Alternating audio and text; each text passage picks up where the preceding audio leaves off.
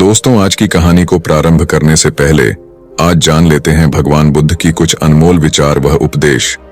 फिर उसके बाद हम आपको कहानी सुनाएंगे, तो आपसे विशेष आग्रह के वीडियो के अंत तक अवश्य बने रहे। आपको बहुत ही आनंद आने वाला है। तो चलिए उपदेश को जान लेते हैं। जहां प्रेम है वहां जीवन है, जहां घृणा है वहां विनाश है। ऊंचा जीवन स्तर नहीं है, बल्कि ऊंचा आचरण सुख का मूल मंत्र है। सबसे पहले अपने आप को ठीक मार्ग पर लगाओ और तब दूसरों को उपदेश दो।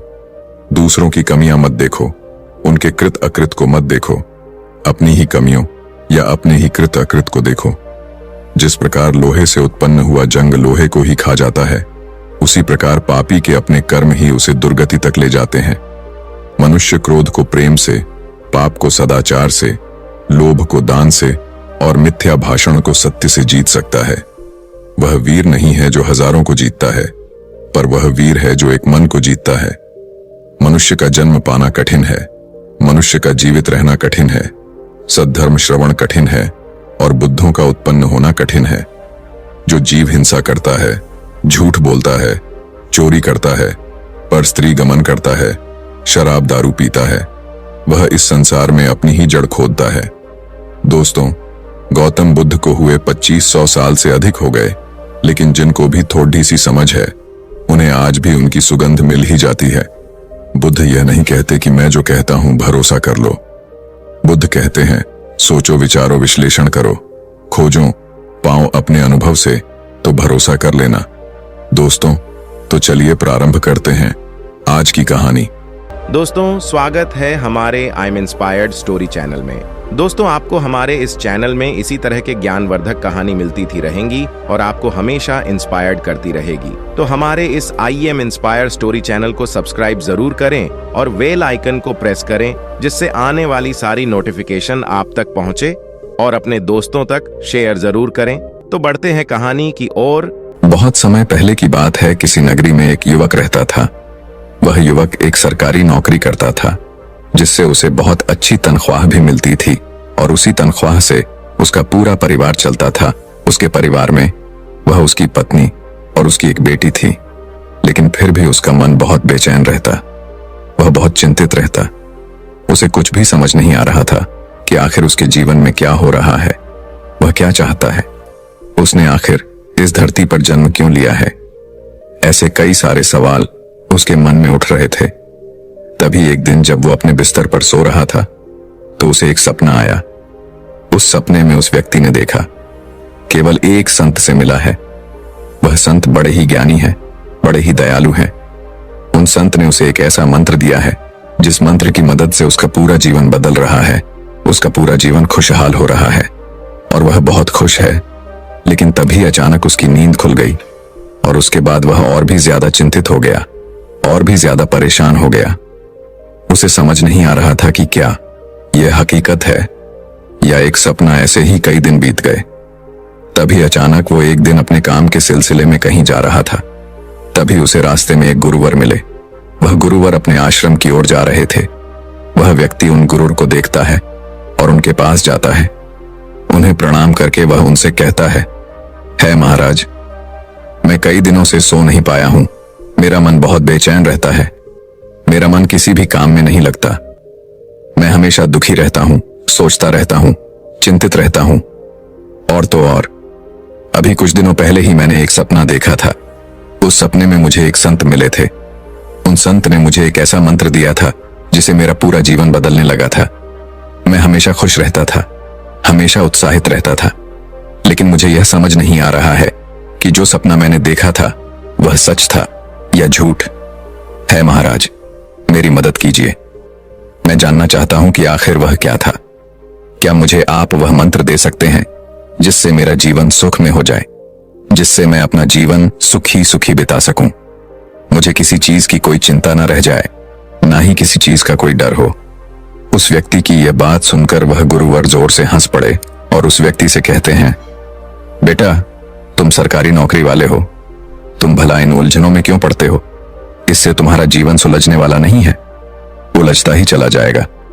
लेकिन वह व्यक्ति भी बहुत समझदार था। उसने उन गुरु की बात समझ ली।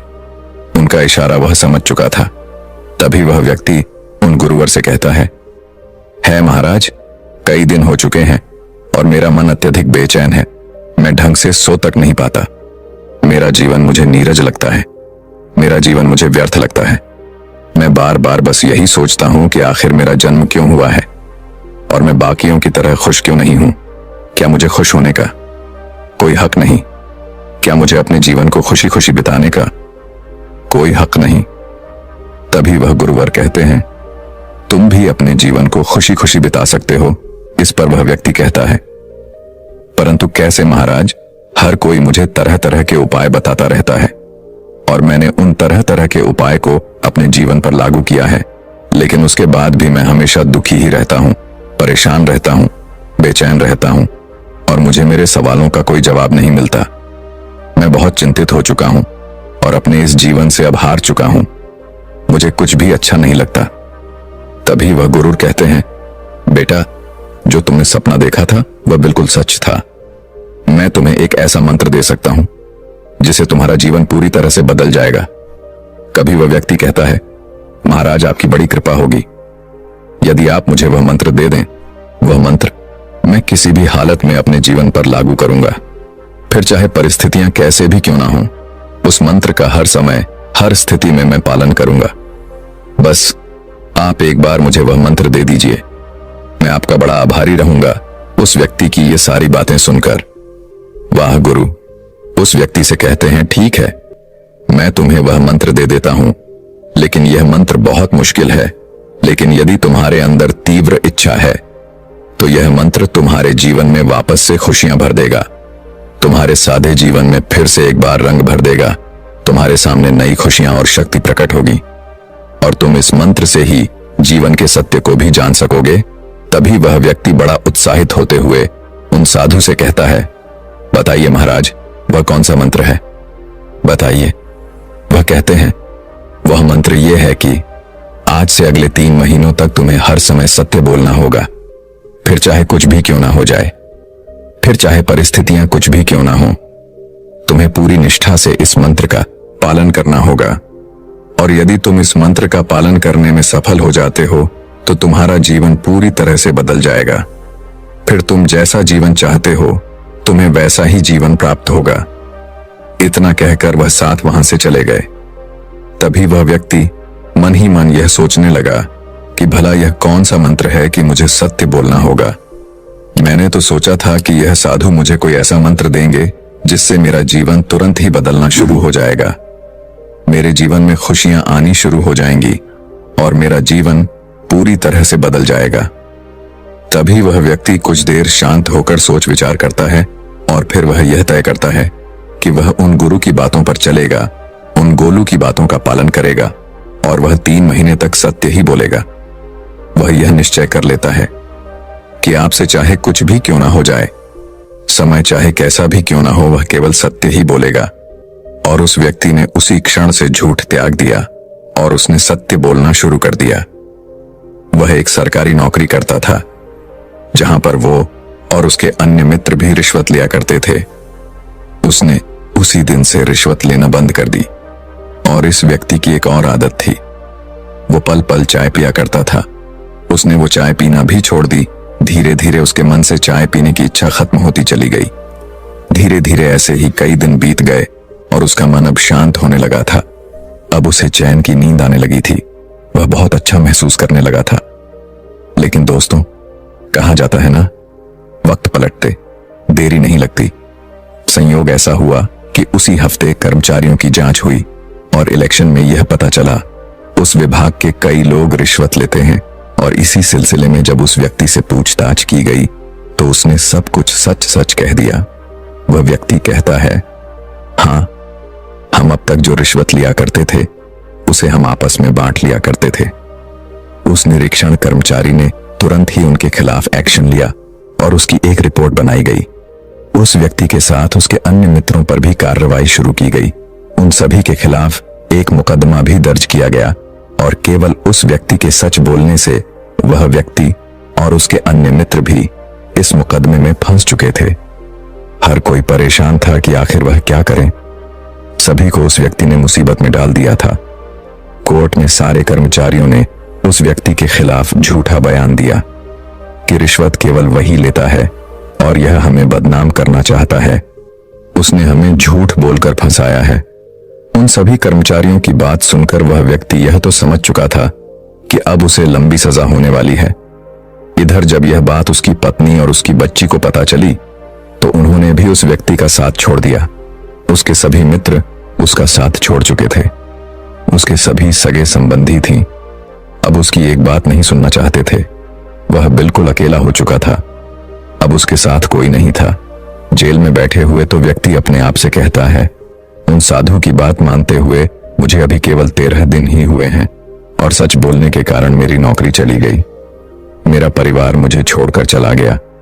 मेरे सगे संबंधियों ने भी मेरा साथ छोड़ दिया।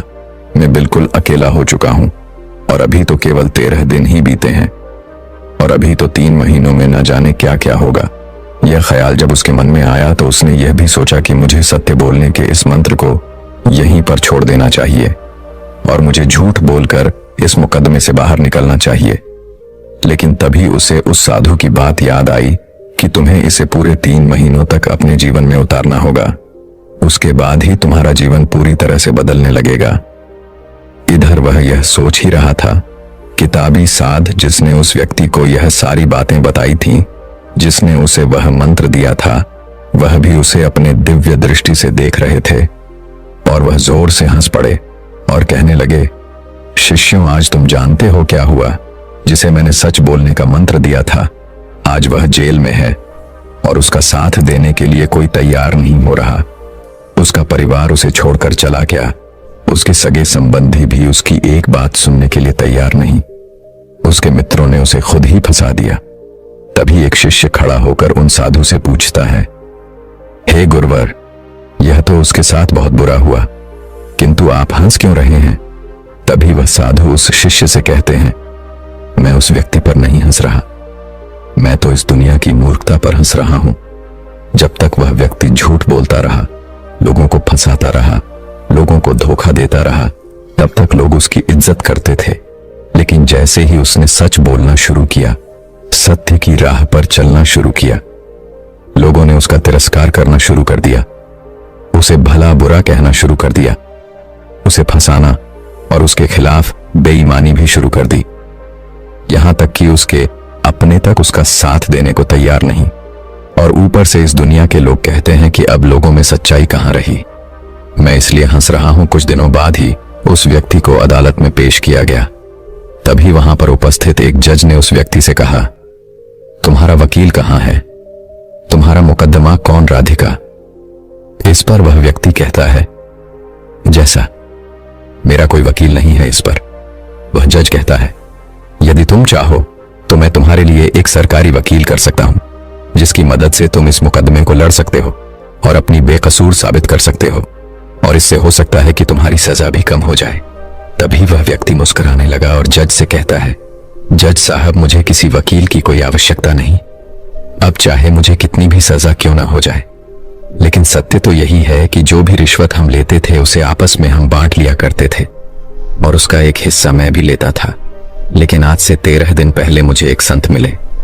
उन संत ने मुझे एक मंत्र दिया था और कहा था कि अब से तुम कभी भी झूठ मत कहना, चाहे परिस्थितियां कैसे भी क्यों ना हो, चाहे तुम्हारे सामने हालत कैसे भी क्यों ना हो, तुम हर हाल में सत्य ही कहना। वह दिन और आज का दिन मेरा सब कुछ लूट चुका है। मेरे पास मेरी नौकरी नहीं रही, मेरे बच्चे, मेरी पत्नी सब मुझे छोड़कर जा चुके हैं। मेरे अपने मित्रों ने झूठी गवाही देकर मुझे इस मुकदमे में फंसा दिया और मेरे सगे संबंधी भी मेरी एक बात सुनने के लिए तैयार तक नहीं। मैंने अपना सब कुछ खो दिया है और आज मैं इस अदालत में खड़ा हूं। उस व्यक्ति की यह बात सुनकर जज ने कुछ समय का विराम लिया और चुपचाप उस व्यक्ति को अपने कमरे में बुलाया, उससे बातें की, उसे पूछताछ की और कहा, कौन है वह संत जिनकी बातों के प्रभाव में आकर तुमने सत्य की राह न ली। तुम सत्य बोलने पर अड़ चुके हो और तुम्हें यह तक नजर नहीं आता कि इससे तुम्हारा कितना नुकसान हो रहा है। तुम पूरी तरह से बिखर चुके हो, तुम्हारे पास अब कुछ नहीं रहा। तभी वह व्यक्ति उन संत के बारे में उस जज को सब कुछ सच सच बता देता है। और संयोग की बात देखिए, वह जज भी उन संत के बारे में सब कुछ जानता था। वह भी उनका एक शिष्य था, जिन्होंने उस व्यक्ति को सत्य बोलने का मंत्र दिया था। उस व्यक्ति की सारी बातें सुनकर जज उस व्यक्ति से कहता है, हाँ बिल्कुल सही है, आप सत्य की राह पर अड़े रहें। काश ऐसा मैं भी कर पाता। कुछ समय बाद अदालत की कार्रवाई फिर शुरू की गई और जज ने इस बार उस व्यक्ति पर कुछ जुर्माना लगाकर उसे रिहा कर दिया।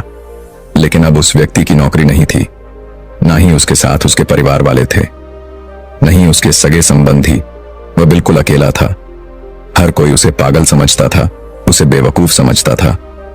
सभी ने अपना नाता उससे तोड़ लिया। उन्होंने जैसे तैसे हिम्मत बांधी और एक किराए का कमरा लिया और उस किराए के कमरे में वो आसपास के बच्चों को शिक्षा देने लगे। लेकिन उन्होंने अपना सत्य का संकल्प छोड़ा नहीं था। वह अपने सत्य के संकल्प पर अभी भी अडिग थे और उनके इसी संकल्प के कारण उनके जीवन में वह दिन भी आया जिसका वह इंतजार कर रहे थे। एक दिन उनके घर पर एक चिट्ठी आई और चिट्ठी में यह लिखा हुआ था, आपके पिता के पास जमीन का एक टुकड़ा था जिसे सरकार ने अपने कब्जे में रखा था, लेकिन अब सरकार आपको मुआवजे के तौर पर 13 लाख रुपए दे रही है। जबकि हैरानी की बात यह है कि उस व्यक्ति को उस जमीन के बारे में कुछ भी नहीं पता था। वह तो यह भी नहीं जानता था कि उसके पिता के पास ऐसी कोई जमीन भी है। और जब उसने दिन पर ध्यान दिया तो उसने देखा कि उसका 3 महीने का जो संकल्प था सत्य बोलने का, वह पूरा हो चुका था और वह यह समझ चुका था कि 3 महीने झूठ न बोलने का इनाम उसे आज मिला है। वह तुरंत अपनी पत्नी और बच्चे के पास गया और मुआवजे की जो रकम उसे मिली थी उसने अपनी पत्नी और बच्चों को दे दी और अपनी पत्नी से कहता है, मैंने आज तक बहुत झूठ बोले थे, बहुत लोगों को धोखा दिया था, बेईमानी की थी, जिस कारण मेरा जीवन पूरी तरह से नीरस हो चुका था। मैं हमेशा डर में रहता था। मेरे मन में एक अजीब सा भय लगा रहता था। मैंने हंसना छोड़ दिया था, जीना छोड़ दिया था। लेकिन अब जब से मैंने सच बोलना शुरू किया है, मैं कठिनाइयों के बीच में भी हमेशा खुश रहता हूं। मुझे किसी बात का कोई डर नहीं, मेरे मन में किसी प्रकार का कोई भय नहीं। मेरे मन में हमेशा एक चैन की शांति रहती है। मैं हमेशा खुश रहता हूं और इसके लिए मैं उन संत का बहुत बहुत आभारी हूं जिसने मुझे 3 महीनों के लिए यह संकल्प दिया था। अब वो 3 महीने पूरे हो चुके हैं। 3 महीनों के बाद जब मुझे इतना फायदा हो सकता है तो मैं यह देखना चाहता हूं कि अगर मैं जीवन भर झूठ ना बोले, सत्य की राह पर चलन सत्य कहो, तो मेरा कितना फायदा हो सकता है। और इसीलिए आज मैं तुम्हारे पास आया हूं ताकि यह पैसे मैं तुम्हें दे सकूं। यह पैसे तुम रखो और तुम इसे अपना जीवन बनाओ और मैं वापस आपके उसी राह पर जा रहा हूं, क्योंकि जिस राह पर मैं चल पड़ा हूं उस राह पर तुम्हारा चलना नामुमकिन है।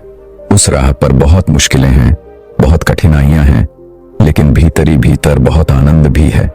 इतना कहकर वह वहां से चला जाता है और ठीक उसी समय वह गुरु भी अपने ध्यान की दृष्टि से देख रहे होते हैं और वह जोर से हंसते हैं और अपने उन शिष्यों से कहते हैं, तुम जानते हो आज क्या हुआ है। उस व्यक्ति ने आज सब कुछ खोकर भी सत्य का साथ नहीं छोड़ा। आज उसने सत्य की शक्ति को जान लिया है और यह एक महान जीवन का आरंभ है। ऐसा व्यक्ति चाहे जहां भी रहे वह लोगों के लिए प्रेरणा और शक्ति का स्रोत बनेगा। दोस्तों, हमारे जीवन में भी कुछ ऐसा ही होता है। हम कभी खुद से सत्य नहीं कहते। हम सबकी परेशानी का कारण है क्योंकि हम खुद से ही झूठ बोलते हैं। खुद अपने शब्दों पर विश्वास नहीं करते, इसलिए खुद को कमजोर बना लेते हैं। यदि आपने अपने जीवन में कोई भी लक्ष्य निर्धारित किया है तो उस लक्ष्य के प्रति पूरी तरह से तत्पर हो जाइए। चाहे कुछ भी हो जाए, आपको उस लक्ष्य को पाना ही है। इसके लिए आपको चाहे कुछ भी दांव पर क्यों ना लगाना पड़े, आप उसे दांव पर लगा दीजिए। जिस तरह से उस व्यक्ति ने किया था, उसने सत्य की राह किसी भी परिस्थिति में नहीं छोड़ी। उसने अपना संकल्प नहीं तोड़ा। इस तरह का कर्म करना, सच बोलना, यह सत्य है। संकल्प शक्ति से आप कठिन से कठिन कार्य को भी बड़ी सरलता और सहजता से पूर्ण कर सकते हैं। और संकल्प शक्ति से जुड़ने के लिए विचारों, शक्ति और कर्मों का शुद्ध होना अति आवश्यक है। इसलिए आप चाहे जो भी कार्य कर रहे हो, वह छोटा हो बड़ा हो, चाहे आपके जीवन का लक्ष्य छोटा हो या बड़ा हो, उसे पूरी ईमानदारी और विश्वास से करो। और यह बात आपको कोई नहीं बता सकता, यह तो आपको खुद ही जाननी पड़ेगी कि आज तक आपने जो कुछ भी कार्य किया है, क्या उसे आपने पूरी ईमानदारी और विश्वास के साथ किया है? यदि हां, तो आप उस कार्य में जरूर ही सफल हुए होंगे, और यदि नहीं, तो निश्चित ही आप उस कार्य में असफल रहे होंगे। अगर आप इस शक्ति का इस्तेमाल करना चाहते हैं, यदि आप अपने भीतर भी संकल्प शक्ति को उत्पन्न करना चाहते हैं, तो आपको अपने भीतर तीव्र इच्छा पैदा करनी होगी और इच्छा को जागरूक रखना होगा, क्योंकि ये तीव्र इच्छा ही आपको आपके संकल्प को जिंदा रखेगी। इसके बाद का जो रास्ता है वह तो खुद ब खुद बनता चला जाएगा। इसलिए हमेशा खुद से सत्य बोलो, पूरे विचारों को, बुरी सोच को निकाल फेंको, अपने शब्दों पर पूर्ण विश्वास करके देखो, अपने शब्दों को अपने कर्मों से बदलो, क्योंकि कहा जाता है संकल्प शक्ति ही आत्मा की शक्ति है, और यदि आप इसे अपने जीवन में उतारते हैं तो देर सवेर ही सही, लेकिन आपका जीवन पूरी तरह से बदल जाएगा। दोस्तों, मैं उम्मीद करता हूं कि यह कहानी सुनने से आपके जीवन में अच्छे बदलाव आए होंगे। आपको इस वीडियो से क्या सीखने मिला ये कमेंट करके जरूर बताएं, और अपने परिवार, दोस्तों या आपके करीबी इंसान के साथ ये कहानी शेयर करके उन्हें भी इस ज्ञान से परिचित करवाएं। बाकी अगर आपको यह वीडियो दिल से अच्छी लगी हो, तभी इस वीडियो को लाइक कर देना, और आपने अब तक इस चैनल को सब्सक्राइब न किया हो तो चैनल को सब्सक्राइब भी जरूर कर देना। तो दर्शकों, चलिए अब सुख दुख में स्थिर कैसे रहे, इस विषय पर अगली रोचक कहानी की शुरुआत करते हैं। दोस्तों, जिस तरह से एक दिन में कई बार धूप और कई बार छांव आती जाती है, ठीक उसी प्रकार से हमारे जीवन में भी सुख और दुख का आना जाना लगा ही रहता है। लेकिन हमारा ध्यान केवल दुखों पर होता है और हमें ऐसा प्रतीत होता है कि हमारे जीवन में केवल दुखी हैं। लेकिन अगर वास्तविकता देखी जाए तो हमें यह पता चलेगा कि वास्तविकता पर हमारे जीवन में केवल एक ही दुख है। लेकिन वह कौन सा दुख है जिसके कारण हम हमेशा दुखी रहते हैं, परेशान रहते हैं, चिंतित रहते हैं? वह एकमात्र दुख क्या है? चलिए इसे आज की बौद्ध कहानी के माध्यम से समझते हैं और यह भी जानने का प्रयास करते हैं कि आखिर उसका समाधान क्या है और अपने दुख को नियंत्रित करने के लिए हम क्या कर सकते हैं।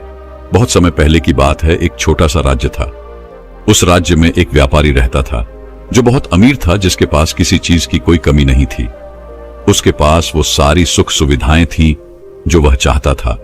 उसका एक पुत्र भी था जो अब युवा हो चुका था। उस व्यापारी के पुत्र ने अब तक अपने जीवन में कोई दुख नहीं देखा था।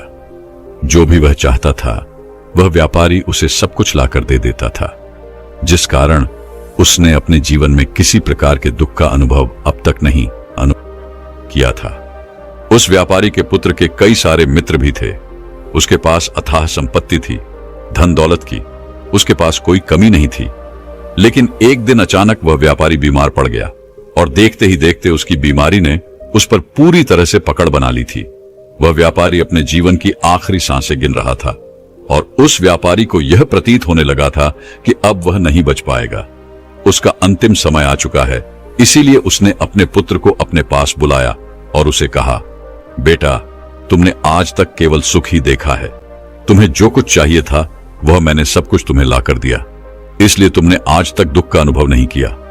दुख क्या होता है ये तुम्हें पता तक नहीं, और इसी बात की चिंता मुझे खाए जा रही है कि जब तुम्हारे पर दुखों के बादल मंडराएंगे तो तुम सह नहीं पाओगे।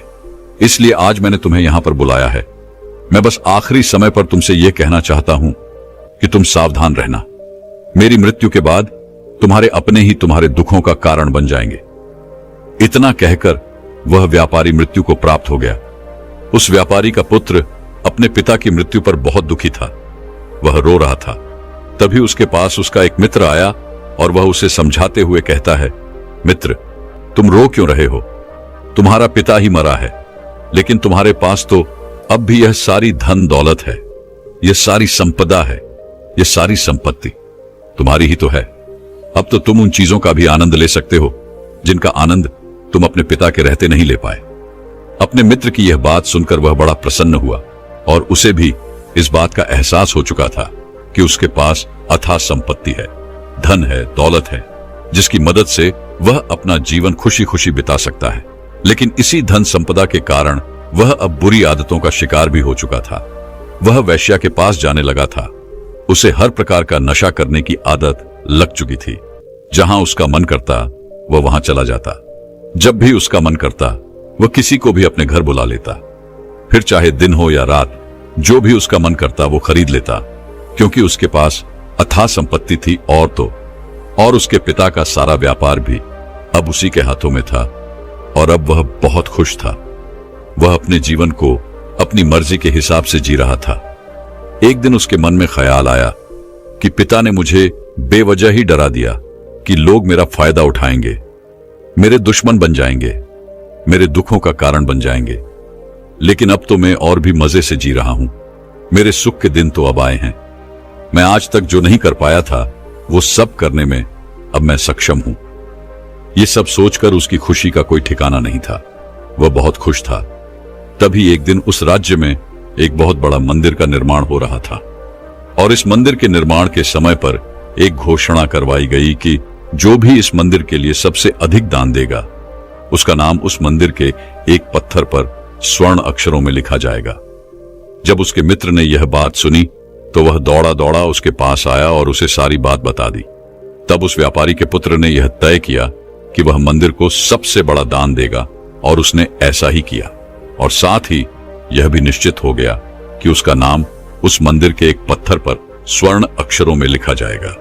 लेकिन जब वह दान देकर वापस घर की ओर लौट रहा था तो रास्ते में उसे एक साधु मिले जो भोजन की याचना कर रहे थे। इस पर वह घमंडी व्यापारी का पुत्र कहता है, तुम जैसे लोग केवल 2 वक्त की रोटी के लिए हमेशा चिल्लाते रहते हो। पता नहीं तुम लोग कहां से आ जाते हो और भगवान तुम लोगों को पैदा ही क्यों करता है। तुम लोग गंदगी हो, तुम लोग दुख हो, तुम्हें जीने का कोई हक नहीं। केवल अपना पेट भरने के लिए, 2 वक्त की रोटी के लिए तुम किसी के सामने भी झुक जाते हो। यदि झुकना ही है तो उस ईश्वर के सामने झुको, शायद वह तुम्हारी गलतियों को माफ कर दे और तुम्हें एक अच्छा जीवन प्रदान करे। हो सकता है वह तुम्हें भोजन भी दे दे। वह लड़का उन साधु को खरी खोटी सुनाकर वहां से चला गया। धीरे धीरे उस लड़के के पास उसके मित्रों, सहयोगियों और रिश्तेदारों की संख्या बढ़ने लगी। अब हर कोई उससे बिना पूछे कोई काम नहीं करता था। हर चीज उसी से पूछी जाती थी, जिस कारण उस लड़के को लगने लगा था कि अब मेरे बिना कोई काम नहीं हो सकता। जो भी हूं मैं ही हूं। जिस कारण उस लड़के का अहंकार अब 7वें आसमान पर था। सभी लोगों ने उसका मन जीत लिया था। सब लोग उसके विश्वास पात्र बन चुके थे। उस लड़के के पास अपार धन था, जिस कारण सब उससे जुड़े हुए थे। लेकिन यह बात उस लड़के को समझ नहीं आ रही थी। सभी लोग विश्वास के नाम पर अब उस लड़के से धन उधार लेने लगे थे और वह भी खुशी खुशी लोगों को धन उधार में दे दिया करता है। जो कोई उससे धन उधार लेने आता वह जितना मांगता वह उससे ज्यादा ही उन्हें दिया करता, क्योंकि वह सभी के नजरों में अपने आप को साबित करना चाहता था। वह अपने आप को महान दिखाना चाहता था। लेकिन धीरे धीरे उसकी बुरी आदतों के कारण अब उसका व्यापार चौपट होने लगा था। देखते ही देखते एक दिन व्यापार में उसे बहुत बड़ा घाटा हुआ। उसका पूरा व्यापार डूब गया। अब वह बहुत परेशान हो चुका था, बहुत चिंतित हो चुका था। उसे यह समझ नहीं आ रहा था कि आखिर यह सब क्या हुआ। मेरे पास तो कुछ समय पहले अपार धन था और आज मेरे ऊपर बहुत बड़ा कर्जा है जिसे मुझे चुकाना ही होगा। तभी उसे वो उधार दिया हुआ धन याद आया जो उसने अपने मित्रों और सहयोगियों को दिया था, अपने रिश्तेदारों को दिया था। उसने सभी से वो अपना दिया हुआ कर्ज वापस मांगना शुरू किया, लेकिन किसी ने भी उसका दिया हुआ कर्ज उसे वापस नहीं दिया, बल्कि लोगों ने उसे दुत्कार कर वहां से भगा दिया। वह एक एक करके सभी के पास गया, लेकिन किसी ने उसकी कोई मदद नहीं की। देखते ही देखते उसका सब कुछ बिक गया। अब उसके पास कुछ न था। वह सड़क पर आ चुका था। तभी वह यह सोचने लगा कि अपने सुख के दिनों में मैं यह नहीं जान पाया कि मैं अपने शत्रु से घिरा हुआ हूं। मेरे पिताजी सही कहते थे कि मेरे अपने ही मेरे दुखों का कारण बनेंगे। पिताजी, आपका धन्यवाद, लेकिन मैं आपकी बातों को समझ नहीं पाया और आज देखिए क्या हो गया। वह सारा दिन यहां से वहां भटकता रहा और सोचता रहा कि अब आगे क्या होगा। वह कैसे खाएगा, कहां रहेगा और कैसे सोएगा। उसे अपने पिता की याद सता रही थी। वो उन्हें याद कर करके रो रहा था। उसकी आंखों से आंसू बह रहे थे, लेकिन अब बहुत देर हो चुकी थी और अब धीरे धीरे उसे भूख भी लग रही थी। तभी उसने सोचा कि मैं उसी मंदिर पर चलता हूं जहां पर पत्थर पर मेरा नाम स्वर्ण अक्षरों में लिखा गया है। मैं जाकर वहां पर कुछ मदद मांगता। वह वहां पहुंचा और वहां के पुजारी से वह कहता है, पुजारी जी, आपने मुझे पहचाना। मैं वही हूं जिसने इस मंदिर को सबसे बड़ा दान दिया है और मेरा नाम इस मंदिर के पत्थर पर स्वर्ण अक्षरों में लिखा गया है। हालांकि इस समय मेरी हालत कुछ खराब है और मेरे पास खाने के लिए भी कुछ नहीं है। क्या आप मुझे कुछ भोजन दे सकते हैं? मैं भूखा हूं, मुझे बहुत जोरों की भूख लगी है। मैंने अपनों ने मुझे धोखा दे दिया है। क्या आप मुझे कुछ भोजन दे सकते हैं? तब यह पुजारी कहता है, भिखारियों को भोजन इस मंदिर के बाहर दिया जाता है। मंदिर के अंदर नहीं जाओ और जाकर बाहर बैठ जाओ। और रही बात तुम्हारे नाम की, तो भिखारियों का नाम मंदिर के पत्थर पर स्वर्ण अक्षरों में नहीं लिखा जाता। पुजारी ने तुरंत ही उस लड़के का नाम मंदिर के उस पत्थर पर से हटवा दिया और फिर एक बार घोषणा करवा दी कि मंदिर को जो सबसे बड़ा दान देगा उसका नाम इस मंदिर के पत्थर पर स्वर्ण अक्षरों में लिखा जाएगा। यह सब देखकर वह लड़का बड़ा हैरान था, बड़ा अचरज में था। वह मन ही मन रो रहा था और सोच रहा था कि यह जीवन कितना दुखदाई है। यह जीवन बहुत छोटा है। अब मैंने जान लिया कि पत्थर पर लिखा हुआ नाम भी मिटाया जा सकता है, और यदि पत्थर पर लिखा हुआ नाम मिटाया जा सकता है तो इस जीवन का क्या मोल? यह जीवन भी कभी भी समाप्त हो सकता है। उस लड़के को जोरों की भूख लगी थी। वह मंदिर के बाहर जाकर एक कोने में बैठ गया। लोग आते रहे और भिखारी को कुछ न कुछ दान देते रहे, लेकिन वह लड़का, उसकी हिम्मत ही नहीं हो रही थी कि वह भीख मांग सके, और ना ही वह उन भिखारियों में बैठना चाहता था। देखते ही देखते रात का समय हो चुका था, लेकिन अब तक उसे कुछ भी ना मिला था। लेकिन उसकी भूख बढ़ती चली जा रही थी और उसे जोरों की भूख भी लगी थी। पहली बार उसने अपनी भूख को जाना था, अपने पेट की इस आग के बारे में जाना था, और इस भोग के कारण वो इतना परेशान हो चुका था कि उसने तय किया कि वो मंदिर से ही कुछ चुरा लेगा और उसे खाकर अपना पेट भर लेगा। जैसे ही वह वहां से उठता है, तभी वह साधु वहां पर आ जाते हैं जिसे उस लड़के ने बहुत खरी खोटी सुनाई थी। वह साधु उस लड़के के पास आकर कहते हैं, बेटा, हम पहले भी मिल चुके हैं। वह साधु भिक्षाटन से वापस लौट रहे थे। उन्होंने कुछ भोजन उसे देते हुए कहा, ये लो, खा लो, तुम्हें जोरों की भूख लगी होगी। मैं तुम्हें जानता हूं, मैं समझता हूं कि यह हालात तुम्हें जबरदस्ती झुकाना चाहते हैं, लेकिन तुम लोगों के सामने झुकना नहीं चाहते। लेकिन अगर तुम लोगों के सामने झुकोगे नहीं तो तुम्हें भोजन भी नहीं मिलेगा। आज तो मैंने तुम्हें भोजन दे दिया है जिससे तुम्हारी भूख मिट जाएगी, लेकिन यह भूख रोज लगेगी। यह पेट की आग कभी नहीं मिटती। यह एक ऐसी बीमारी है जिसका कोई इलाज नहीं। भूख से बड़ी बीमारी इस दुनिया में कोई है ही नहीं। इस पर वह लड़का उन सातों से कहता है, जब मेरे पास धन था, दौलत थी, अथाह संपत्ति थी, तो मेरे पीछे मेरे मित्रों की, सहयोगियों की, रिश्तेदारों की कतार लगी रहती थी। सभी लोग मेरे शुभ चिंतक थे, लेकिन मेरे ऊपर दुख आते ही वो सब पलट गए। वो सब अब मेरे शत्रु बन चुके हैं। लेकिन तुम, जिसे मैंने इतनी खरी खोटी सुनाई थी, वही मेरे दुख में मेरा सहयोगी बना है। तुम मेरे इस दुख में मेरे पहले मित्र हो, मेरे पहले रिश्तेदार हो, जिसने मुझ पर दया की है। मैं तो अपने आप को बहुत बड़ा समझता था, लेकिन देखो, इस वक्त की मार ने मुझे कहां से कहां पहुंचा दिया। आज मैं इस बात को अच्छी तरह समझ चुका हूं कि धन से बड़ा कोई मित्र नहीं। इतना कहकर उस लड़के ने भोजन किया और उसने पहली बार भोजन के सुख का आनंद उठाया। उसके हाथ कांप रहे थे। वह जल्दी जल्दी उस भोजन को समाप्त करना चाहता था, जल्दी जल्दी उसे चबा लेना चाहता था, और उसकी आंखों से झरझर आंसू भी बह रहे थे। उसे ऐसा प्रतीत हो रहा था मानो आज से पहले ऐसा लजीज भोजन उसने आज तक न किया हो। भोजन करते वक्त जो अनुभव उसे प्राप्त हुआ, ऐसा अनुभव उसे आज तक नहीं मिला था। तभी वह साधु से कहता है, यह कैसा सुख है, मैं इस दुख में भी इस बड़े सुख का अनुभव कर पा रहा हूं।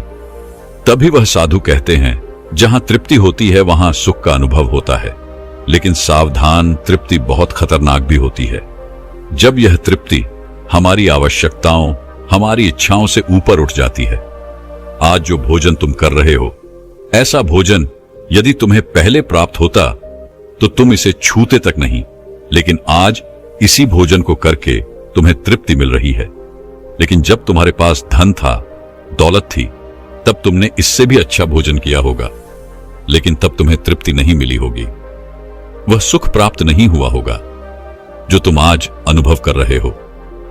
आज जो भोजन तुम कर रहे हो, ऐसा भोजन यदि तुम्हें पहले प्राप्त होता तो तुम इसे छूते तक नहीं, लेकिन आज इसी भोजन को करके तुम्हें तृप्ति मिल रही है। लेकिन जब तुम्हारे पास धन था, दौलत थी, तब तुमने इससे भी अच्छा भोजन किया होगा, लेकिन तब तुम्हें तृप्ति नहीं मिली होगी, वह सुख प्राप्त नहीं हुआ होगा जो तुम आज अनुभव कर रहे हो। लेकिन सावधान, अगर ऐसा ही भोजन तुम्हें रोज मिलता रहे तो तुम और भी अच्छे भोजन की कामना करने लगोगे, और इसी कामना की तृप्ति के लिए तुम्हारे मन में दुख पैदा होगा। और जब तुम अपने मन की इस कामना की तृप्ति कर दोगे तो तुम्हें सुख भी प्राप्त होगा, लेकिन यह सुख आएगा और चला जाएगा। और जब तुम्हारे जीवन में इसी प्रकार के भोजन हमेशा आते रहेंगे और जाते रहेंगे तो तुम किसी और कामना, किसी और इच्छा की ओर आगे बढ़ने लगोगे। तब तुम किसी और इच्छा की पूर्ति करना चाहोगे, और जब वो इच्छा पूरी नहीं होगी, जब तुम्हें तृप्ति नहीं मिलेगी, तो तुम्हें दुख होगा, तकलीफ होगी, पीड़ा होगी, और यह श्रृंखला ऐसे ही आगे बढ़ती चली जाएगी। तुम हमेशा सुख के पीछे भागोगे, लेकिन दुख तुम्हारे पीछे यूं ही भागता रहेगा। तुम सुख को पकड़ना चाहोगे, दुख तुम्हें पकड़ना चाहेगा। इसी प्रकार यह प्रक्रिया यूं ही निरंतर चलती रहेगी। तभी वह साधु अपने थैले में से एक सोने की थैली निकालकर उस लड़के के हाथ पर रख देता है। तभी वह लड़का उस साधु से कहता है, हे महाराज, आपके पास इतना धन कहां से आया? आप तो एक वैराग्य हैं। तभी वह साधु उस लड़के से कहता है कि धन तुम्हारा ही है। उस दिन जब तुम मुझे खरी खोटी सुनाकर अपने घर की ओर आगे बढ़ रहे थे, तभी तुम्हारी जेब से यह सोने के सिक्कों से भरा हुआ थैला नीचे गिर पड़ा, और मैंने इसे उठाकर अपने पास रख लिया, ये सोचकर कि जब तुम मुझे मिलोगे तब मैं इसे तुम्हें लौटा दूंगा। लेकिन उस दिन के बाद से आज तुम मुझे मिले हो, इसलिए मैं तुम्हें इसे लौटा रहा हूं। ले लो, यह तुम्हारा ही है। इस पर वह लड़का कहता है, हे महाराज, इसी धन के लिए तो मुझे मेरे मित्रों ने, मेरे सहयोगी ने, यहां तक कि मेरे रिश्तेदारों ने भी मुझे धोखा दिया। लेकिन आप वो पहले शख्स हैं जो मुझे ये धन लौटा रहे हैं, और वहीं पर जो मैंने धन, जो कर्ज मैंने अपने मित्रों, अपने सहयोगी, अपने रिश्तेदारों को दिया था, अपने बुरे समय पर मैंने उनसे वह मांगा, तो उन सभी ने वह धन देने से मुझे मना कर दिया। कियों ने तो मुझे खरी खोटी सुनाकर अपने घर से धक्के मारकर निकलवा दिया। लेकिन आप महाराज, वो पहले शख्स हैं जिन्होंने मेरे इस बुरे समय पर मेरा साथ दिया है, मेरा धन मुझे वापस लौटाया है। मैं आपकी सहायता के लिए आपका आभारी हूं। मैं इस धन से अपना व्यापार फिर से शुरू करूंगा और उस व्यापार को नई ऊंचाई तक ले जाऊंगा। तभी वह साधु उस लड़के से कहते हैं, हमें कोई दुख नहीं देता, बल्कि दुख के कारण तो हम स्वयं ही होते हैं। हम स्वयं ही खुद को धोखा देते हैं। सुख में हम भ्रमित रहते हैं, हमें यह पता नहीं चलता कि हम सही कर रहे हैं या गलत, और इसी प्रकार हम एक माया जाल में फंसते चले जाते हैं। क्योंकि सुख में हम अपनी आंखें बंद करके बस उस सुख का आनंद लेते हैं, और हम किसी चीज की तरफ ध्यान नहीं देना चाहते। हम नहीं जानना चाहते कि जीवन मीठा है तो कड़वा भी है, सच है तो झूठ भी है। सुख में हम केवल अपने अहंकार को बढ़ावा देते हैं। तभी इस पर वह लड़का कहता है, आप ठीक कहते हैं। जब मेरे पास धन दौलत थी अथवा संपत्ति थी, तब मैं अंधा हो चुका था। मैं किसी चीज पर ध्यान नहीं देता था। मैंने उसे अपने इन दोनों हाथों से लुटाया है, और आज जब वह मेरे पास नहीं है, तब मुझे उसके जाने का एहसास हो रहा है। और अब जबकि मैं इन दुखों से जूझ रहा हूं, तब जाकर मेरी आंखें खुली हैं। तभी मैं यह भी जान पाया कि कौन मेरे साथ है और कौन मेरे खिलाफ।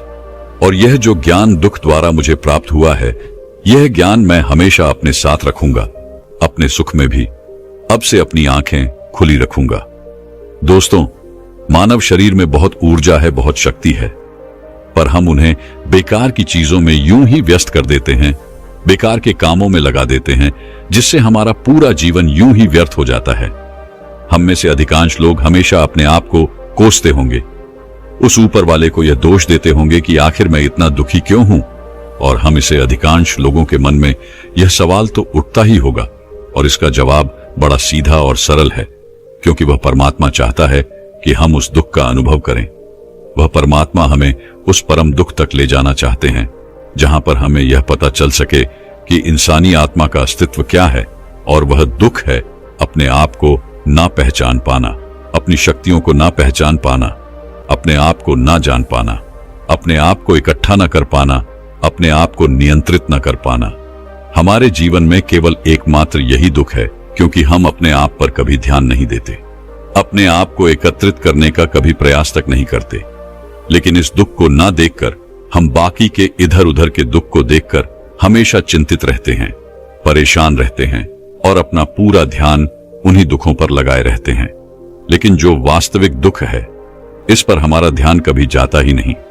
लेकिन वास्तविकता तो यही है कि जब भी हमारे जीवन में कोई दुख आता है तो हमारा ध्यान खुद पर होना चाहिए कि आखिर में दुखी क्यों हो, मैं क्या हूं, मैं क्यों हूं।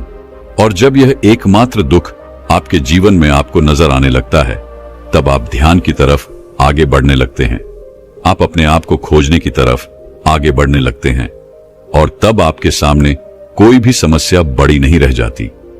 आप किसी भी बड़ी से बड़ी समस्या का समाधान सरलतापूर्वक कर सकते हैं।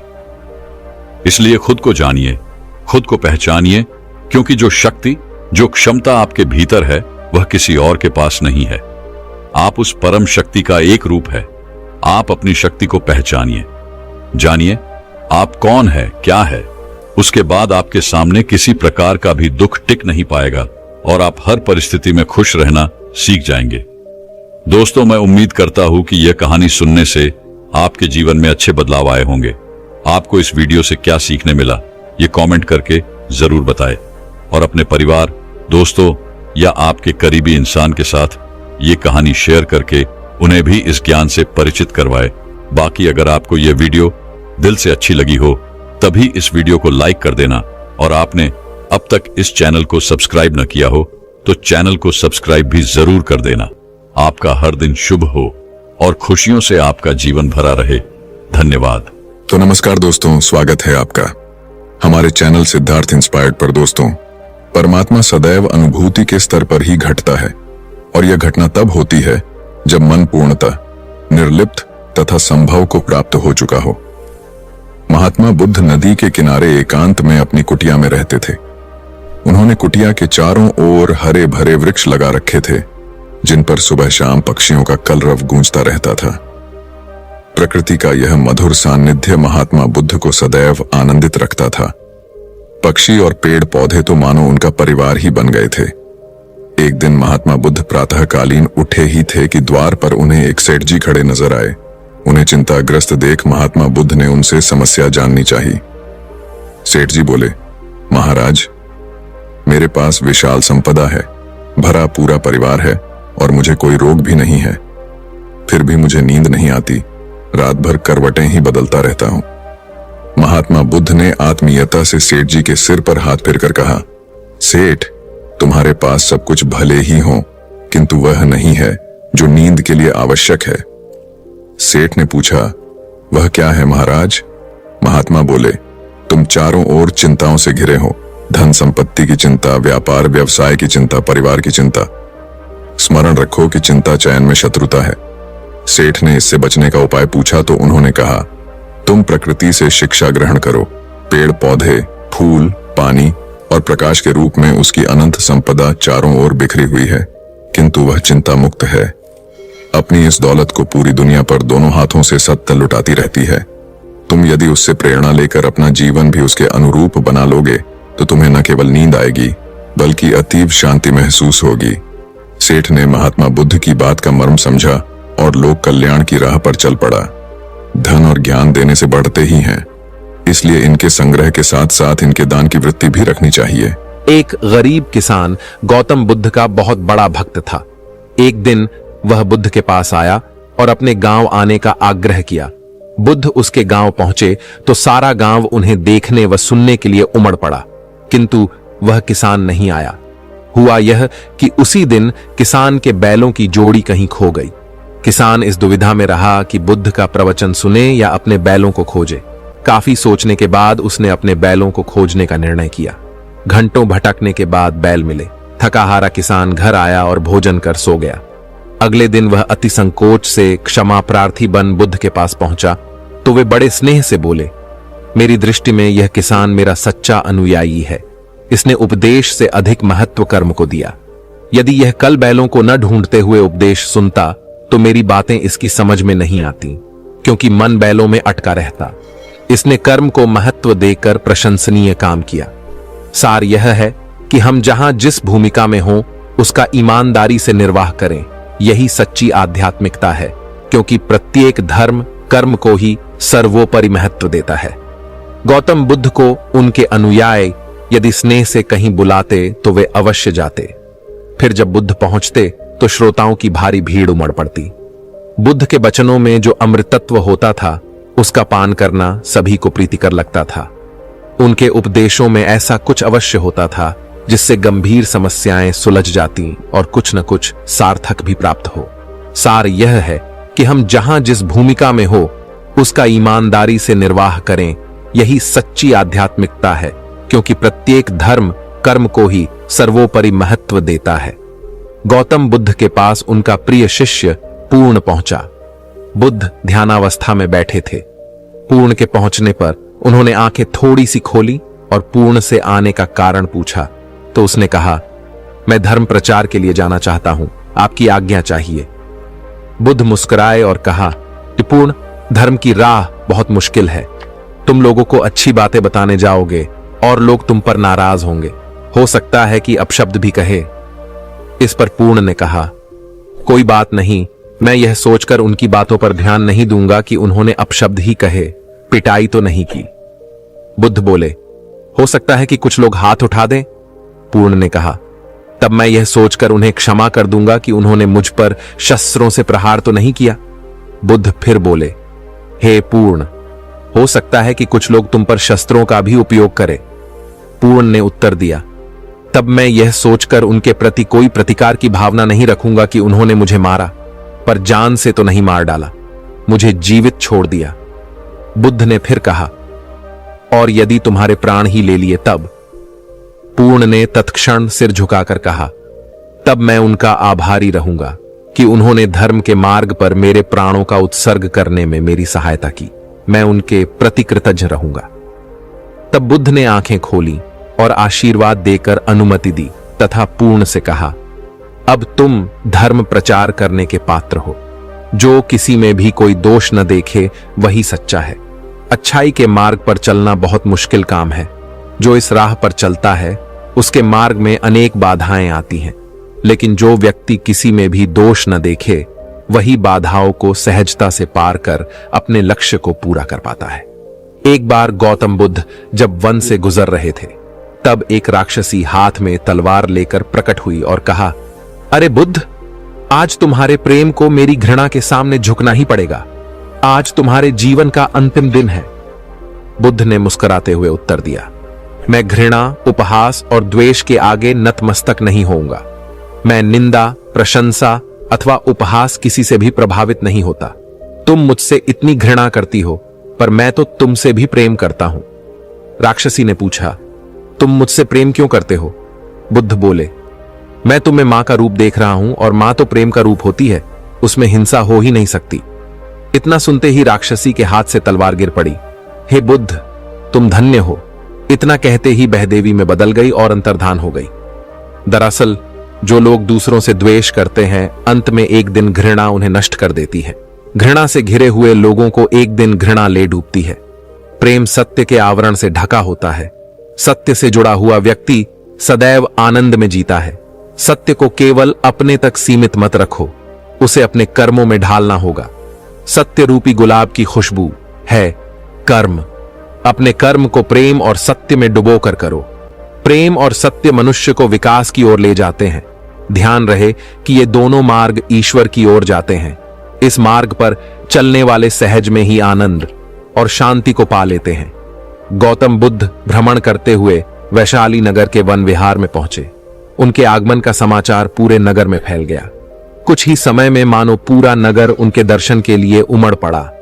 बड़े व्यापारी, शिक्षाविद, समाज सेवी, अधिकारी और राज परिवार से जुड़े कई वरिष्ठ भी वहां पहुंचे। सभी की भावना थी कि तथागत बुद्ध अपने शिष्यों सहित उनके निवास पर पहुंचे एवं भोज का आमंत्रण स्वीकारें। बुद्ध सभी के निवेदन को सुन रहे थे और स्वभावगत मुस्कान के साथ आमंत्रण का आभार व्यक्त कर रहे थे। तभी वैशाली की यात गणिका आम्रपाली भी वहां पहुंची। वह बुद्ध की शिक्षा से प्रेरित होकर बहुत पहले ही अपनी गणिका वृत्ति त्याग चुकी थी। उसने भी बुद्ध को भोजन का आमंत्रण दिया। बुद्ध ने तत्काल उसे स्वीकार किया और अगले दिन भिक्षुओं सहित उसके घर आने की सहमति दे दी। बुद्ध के एक शिष्य को यह बात अच्छी नहीं लगी कि इतने सारे वरिष्ठों के निवेदन के बावजूद बुद्ध ने आम्रपाली का आमंत्रण स्वीकारा। शिष्य की दृष्टि में आम्रपाली गणिका होने से घृणित कर्म से जुड़ी रही थी। जब सभी लोग चले गए तब शिष्य ने पूछा, भगवान, इतने लोगों ने आपको न्योता दिया, फिर आपने आम्रपाली का ही आमंत्रण क्यों स्वीकारा? बुद्ध ने कहा, माना वह गणिका थी, लेकिन पश्चाताप की अग्नि में तपकर वह निर्मल हो चुकी है। यदि कोई व्यक्ति इस निर्मलता को प्राप्त कर ले तो वह उनसे भी श्रेष्ठ हो जाता है जो ऐसे किसी घृणित कर्म में लीन न रहे हों। ऐसे व्यक्ति का आमंत्रण स्वीकारने में संकोच नहीं होना चाहिए। कोई व्यक्ति जब तक बुरे कामों में संलग्न रहता है तब तक उससे दूरी रहे तो ठीक है, लेकिन जो बुरे कामों को छोड़ दे उसे स्वीकार करने में संकोच नहीं करना चाहिए। इससे उसकी अच्छाई की ओर बढ़ने की भावना को बल मिलता है। गौबुद्ध के जीवन की एक घटना है। उन्होंने नियम बना रखा था कि वे अपने संघ में स्त्रियों को स्थान नहीं देंगे। स्त्रियों के लिए भिक्षु होने की दीक्षा उन्होंने वर्जित कर रखी थी। एक समय गौतम बुद्ध एक गांव में ठहरे हुए थे। वहां महाप्रजापति गौतमी उनके पास पहुंची। उन्होंने बुद्ध से कहा, आप स्त्रियों को भी दीक्षा दें, किंतु बुद्ध ने अस्वीकार कर दिया। अनेक स्त्रियां इकट्ठी हुई और उन्होंने विचार किया कि कैसे गौतम बुद्ध से स्वीकृति प्राप्त की जाए। स्त्रियों ने निर्णय लिया कि स्वयं सेविकाएं बनकर गौतम बुद्ध के समक्ष पहुंचा जाए। गौतमी ने अपने बाल काटे, भिक्षु के वस्त्र पहने और अनेक स्त्रियों के साथ बुद्ध के सामने पहुंच गई। उनकी यह मांग थी कि स्त्रियों को भी दीक्षा दी जाए। बुद्ध ने उनकी बात को स्वीकार नहीं किया। स्त्रियां निराश हुईं।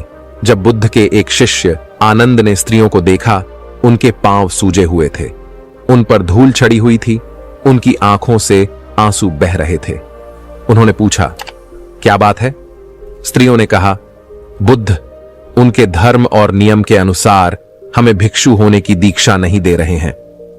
जब आनंद ने व्यक्तिगत रूप से बुद्ध से निवेदन किया, बुद्ध को उन्होंने याद दिलाया, इस समय यह सामाजिक मान्यता है कि स्त्रियां मोक्ष की अधिकारी नहीं हैं, पुरुषों के मुकाबले निम्न हैं। तो क्या आप भी यह मानते हैं और इसलिए उन्हें दीक्षित नहीं कर रहे हैं? बुद्ध का उत्तर था, मुझे गलत न समझा जाए। मेरी मान्यता है कि पुरुष की तरह ही स्त्री भी निर्वाण प्राप्त कर सकती है, लेकिन मैं कुछ व्यावहारिक कारणों से स्त्रियों को संघ में शामिल करने और दीक्षा देने की स्वीकृति प्रदान नहीं कर रहा हूं। आनंद का उत्तर था, सिद्धांत और व्यवहार में परिवर्तन करना चाहिए।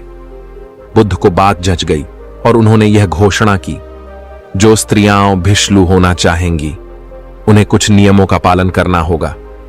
स्त्रियों ने स्वीकार किया और तब से स्त्रियां भी बौद्ध बनने लगीं। एक बार गौतम बुद्ध से अभय राजकुमार ने प्रश्न किया के माध्यम से कि क्या श्रवण गौतम कभी कठोर वचन कहते हैं? सफल तरीका बताया। उसने सोच रखा था कि नहीं कहने पर वह बताएगा कि एक बार उन्होंने देवदत्त को नरकगामी कहा था, और यदि हाँ कहे तो उसने पूछा, जा सकता है कि जब आप कठोर शब्दों का प्रयोग करने से स्वयं को रोक नहीं पाते, तब दूसरों को ऐसा उपदेश कैसे देते हैं? बुद्ध ने अभय के प्रश्न का आशय जान लिया। उन्होंने कहा, इसका उत्तर न तो हाँ में दिया जा सकता है और न नहीं में। अभय की गोद में उस समय एक छोटा बालक था। उसकी ओर इशारा करते हुए बुद्ध ने पूछा, राजकुमार, यदि दाई के अनजाने में यह बालक अपने मुख में काठ का टुकड़ा डाल ले, तब तुम क्या करोगे? मैं उसे निकालने का प्रयास करूंगा। यदि वह आसानी से न निकल सकता हो तो बाएं हाथ से उसका सिर पकड़कर दाहिने हाथ की उंगली को टेढ़ा करके उसे निकालूंगा। यदि खून निकलने लगे तो भी मेरा यही प्रयास रहेगा कि वह काठ का टुकड़ा किसी न किसी तरह बाहर निकल आए। ऐसा क्यों? इसलिए कि भंते इसके प्रति मेरे मन में अनुकंपा है। राजकुमार, ठीक इसी तरह तथागत जिस वचन के बारे में जानते हैं कि यह मिथ्या या अनर्थकारी है और उससे दूसरों के हृदय को ठेस पहुंचती है, तब उसका वे कभी उच्चारण नहीं करते, पर इसी तरह जो वचन उन्हें सत्य और हितकारी प्रतीत होते हैं तथा दूसरों को प्रिय लगते हैं, उनका वे सदैव उच्चारण करते हैं। इसका कारण यही है कि तथागत के मन में सभी प्राणियों के प्रति अनुकंपा है। भगवान बुद्ध देव और मनुष्यों के शास्ता थे, परंतु सबसे पहले वह मनुष्य थे। मनुष्य बढ़कर देवता बनता है, यह प्राचीन मान्यता थी। आज भी हम मनुष्यत्व के ऊपर देवत्व की बात करते हैं, परंतु बुद्ध ने इस क्रम को पलट दिया। उन्होंने कहा, यह जो मनुष्यता है वही देवताओं का सुगति प्राप्त करना कहलाती है। देवता जब सुगति प्राप्त करता है तब वह मनुष्य बनता है। देवताओं में विलास है, राग, द्वेष, ईर्ष्या और मोह भी वहां है। निर्वाण की साधना वहां नहीं हो सकती। इसके लिए देवताओं को मनुष्य बनना पड़ता है। मनुष्यों में ही देव पुरुष का आविर्भाव होता है, जिनको देवता नमस्कार करते हैं। मानवता धर्म का उपदेश देने वाले बुद्ध स्वयं मानवता के जीते जागते रूप थे। यहाँ उनके जीवन से संबंधित कुछ प्रसंग दिए जाते हैं, जिनसे उनके व्यक्तित्व में बैठी हुई गहरी मानवता का दर्शन होता है। भगवान का परिनिर्वाण होने वाला है। रात का पिछला पहर है। भिक्षु उनकी शैया को घेरे बैठे हैं। बुद्ध उन्हें उपदेश दे रहे हैं। कह रहे हैं, भिक्षुओं, बुद्ध धर्म और संघ के विषय में कुछ शंका हो तो पूछ लो। पीछे मलाल मत करना कि भगवान हमारे सामने थे पर हम उनसे कुछ पूछ न सके। कोई शिष्य नहीं बोलता। भगवान 3 बार कहते हैं, पर कोई भिक्षु कुछ पूछने को नहीं उठता। भगवान को शंका होती है कि कहीं वे उनके गौरव का विचार करके पूछने में संकोच तो नहीं कर रहे। इसलिए वह कहते हैं, शायद भिक्षुओं, तुम मेरे गौरव के कारण नहीं पूछ रहे। जैसे मित्र मित्र से पूछता है, वैसे तुम मुझसे पूछो। बुद्ध अपने शिष्यों की समान भूमिका पर आ जाते हैं। उनकी यह विनम्रता मनुष्य धर्म की आदर भूमि है। बुद्ध ने अपने को भिक्षुओं का कल्याण मित्र कहा है, जो उनकी मानवीय सहृदयता और विनम्रता को सूचित करता है। एक दूसरा दृश्य भी उसी समय का है। चंद करमार पुत्र के यहाँ बुद्ध ने अंतिम भोजन किया था। उसके बाद ही उन्हें खून गिरने की कड़ी बीमारी हो गई थी, जो उनके शरीरांत का कारण बनी। बुद्ध को उसके हृदय का बड़ा ध्यान था। भक्त उपासक को यह अफसोस हो सकता था कि उसका भोजन करके ही भगवान का शरीर छूट गया।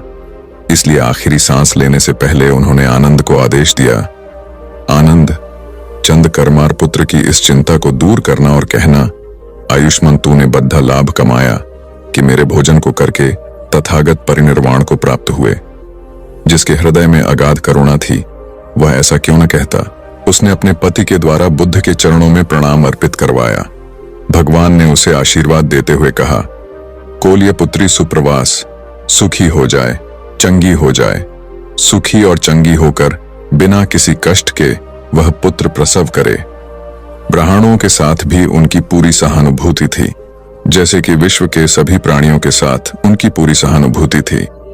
बावरी नामक ब्राह्मण के एक शिष्य ने जब अपने गुरु की ओर से भगवान के चरणों में प्रणाम निवेदन किया तो भगवान ने आशीर्वाद देते हुए कहा, शिष्यों सहित बावरी ब्राह्मण सुखी हो। माणवक, तुम भी सुखी हो, चिरजीवी हो। बुद्ध के पास छोटा बड़ा जो भी जाता था, वह उससे कहते थे, आओ, तुम्हारा स्वागत है।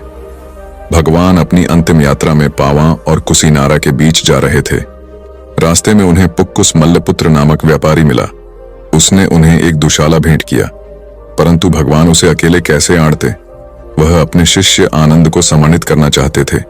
उन्होंने कहा, पुक्कुस, दुशाले के एक भाग को मुझे ओढ़ा दे, दूसरे को आनंद को। पुक्कुस ने ऐसा ही किया। भूल करने वालों के प्रति भी बुद्ध की अनुकंपा का पार न था। एक बार एक ब्राह्मण ने भगवान को वेरंजा में वर्षावास करने का निमंत्रण दिया। भगवान वहां गए, लेकिन वह ब्राह्मण बहुधंधी था। उसने उनकी कुछ भी सुध बुध नहीं ली। बुद्ध को बड़ा कष्ट हुआ। उन्हें 3 महीने तक कुटा हुआ जौ रोज खाना पड़ रहा, क्योंकि उस समय वेरंजा में अकाल पड़ रहा था और वह भी उनको और उनके शिष्यों को घोड़ों के व्यापारियों से मिलता था। इतना होने पर भी वर्षावास की समाप्ति पर भगवान बुद्ध अन्यत्र जाने से पूर्व वेरंजा जाकर ब्राह्मण को आशीर्वाद देना नहीं भूले। भगवान बुद्ध के जीवन में ऐसी अनंत घटनाएं मिलती हैं। उनमें हमें उनकी मानवता के दर्शन होते हैं। उनके जीवन में कोमलता की पराकाष्ठा थी और उनकी वाणी में अपर्वु माधुर्य था, जो सबको अपनी ओर खींचता था। उनके मुंह से क्रोध भरा शब्द कभी नहीं निकलता था।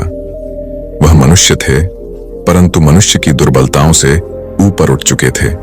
उनके व्यक्तित्व में मानवता की शुभ ज्योत्सना, धर्म की स्थिति। एक बार की बात है, महात्मा बुद्ध की सबसे प्रिय और निकटतम शिष्य आनंद कहीं जा रहे थे।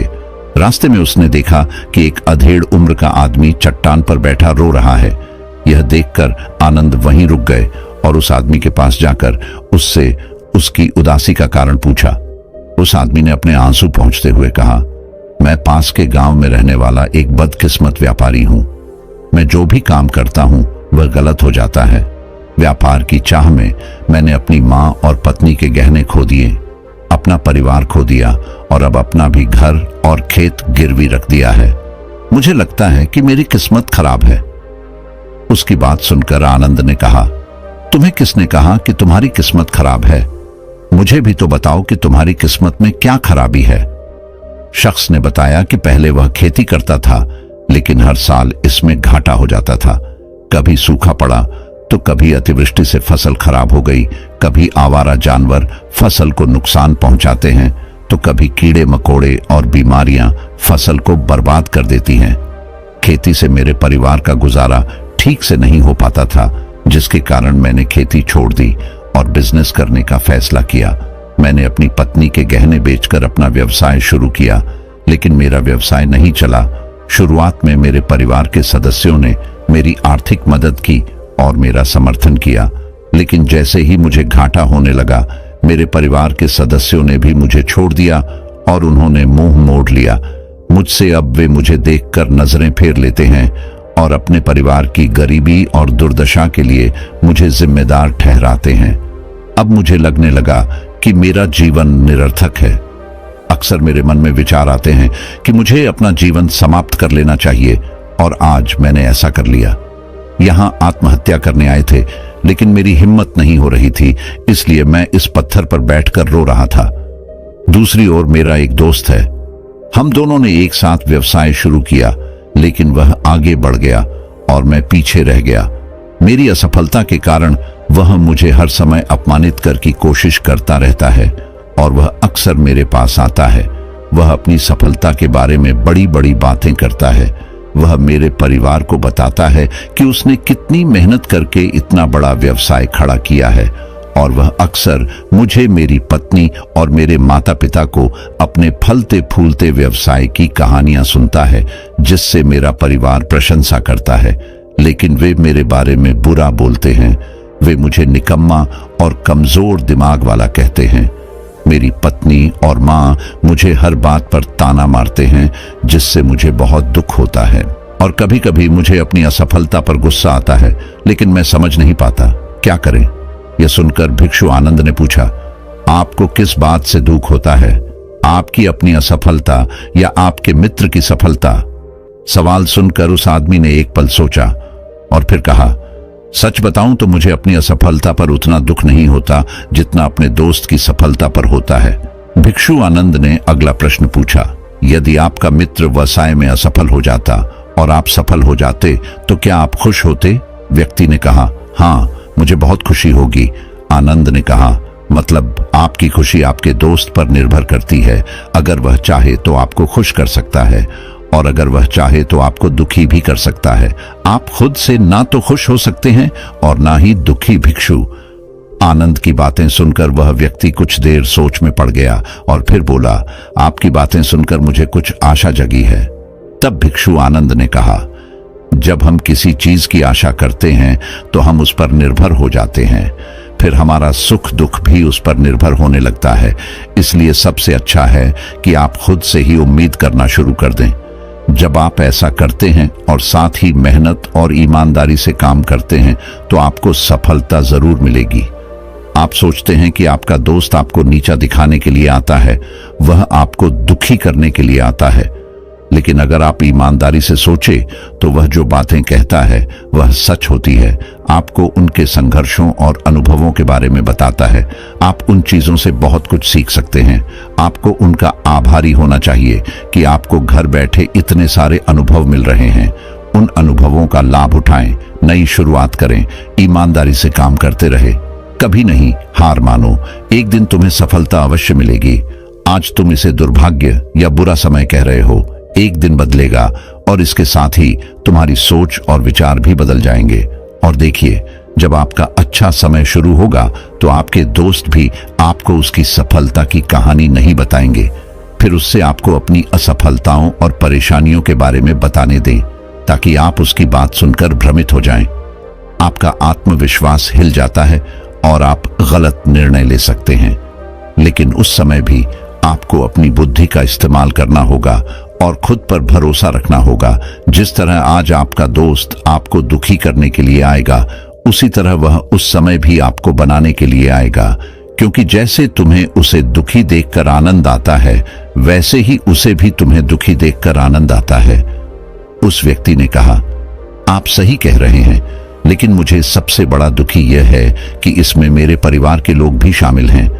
दरअसल मैं अपने परिवार के लिए अच्छा करना चाहता था और उन्हें खुश रखना चाहता था, लेकिन वही मेरी बात भी नहीं समझ रहा है। शब्द और भावनाएं वे मुझे गलत कहते हैं और कुछ समय के लिए वह मेरे साथ भी नहीं है।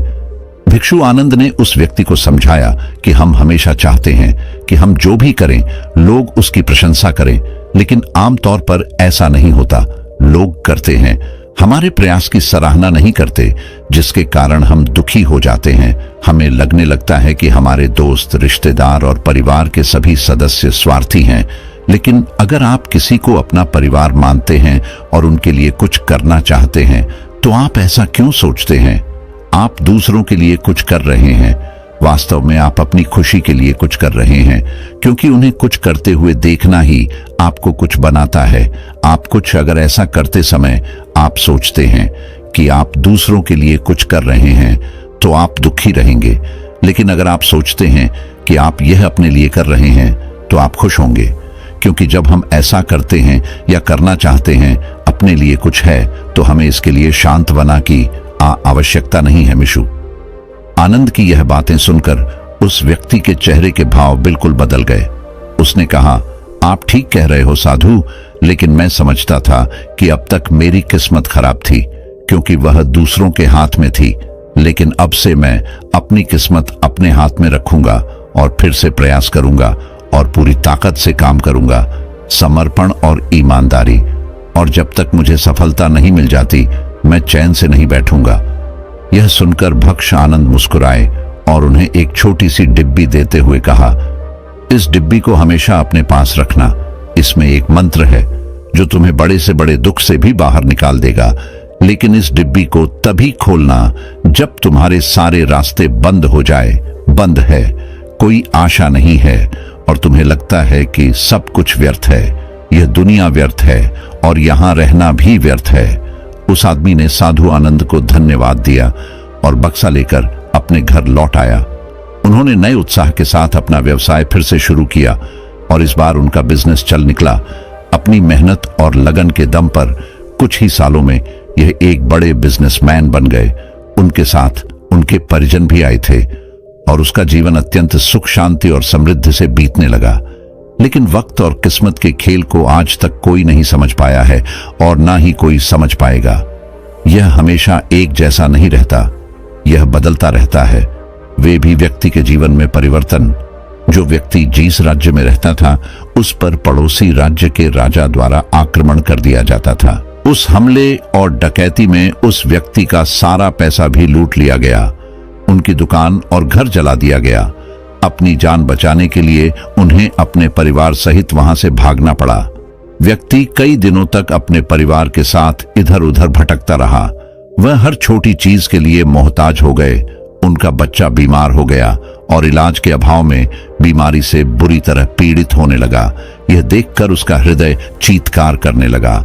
उनके पास अपने बेटे का इलाज कराने और अपने परिवार का भरण पोषण करने के लिए पैसे के नाम पर एक सिक्का भी नहीं था। वह अंदर से टूट गया था और निराशा एक बार फिर उस पर हावी हो गई। उसे लगने लगा कि उसका जीवन निरर्थक है, सारा संसार अर्थहीन था। लेकिन तभी अचानक उसे भिक्षुक आनंद द्वारा गई डिब्बी की याद आई। उसने बड़ी उत्सुकता से उसे खोला तो डिब्बे के अंदर एक पर्ची मिली। उस पर कुछ लिखा हुआ था। पर्ची पढ़ते ही उसकी आंखों के सामने छाया निराशा का अंधेरा गायब हो गया और वह अचानक मुस्कुरा दिया। पर्ची पर लिखा था कि यह वक्त भी गुजर जाएगा। दोस्तों, यह कहानी हमें सिखाती है कि समय के खेल को समझना संभव है, यह हमेशा बदलता रहता है। इसलिए हमें बुरी परिस्थितियों में निराश नहीं होना चाहिए, आत्मविश्वास बनाए रखना होगा, क्योंकि समय बदलता है। यदि आज बुरा है तो कल निश्चित ही अच्छा होगा। तो दोस्तों, कैसी लगी आपको यह कहानी? आप हमें कमेंट सेक्शन में जरूर बताना, और अच्छी लगी हो तो इस चैनल को सब्सक्राइब जरूर कर लेना। तो चलिए मिलते हैं ऐसी ही कोई नई कहानी। तब तक के लिए अपना ख्याल रखें। धन्यवाद और नमो बुद्धाय।